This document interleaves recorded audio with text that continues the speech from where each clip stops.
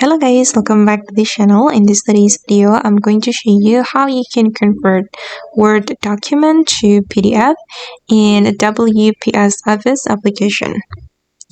Okay, let's get into it guys. Here I have already opened my WPS Office application on my PC and I'm going to open this Word document. I'm going to convert it to PDF. If we want to do that, we can go to the file menu and select save as, and we're going to save as PDF. You can choose other formats and select the PDF type, this one. Choose the PDF format and just click on save. But wait, let me change the file name. I'm going to name it article PDF.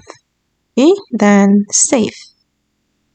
Okay, and just hold on guys. Okay, it's complete and I'm going to open the file.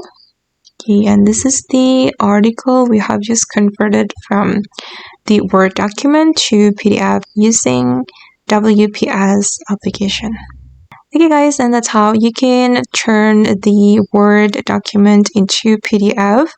I hope this video will be useful for you. Thank you so much for watching and bye.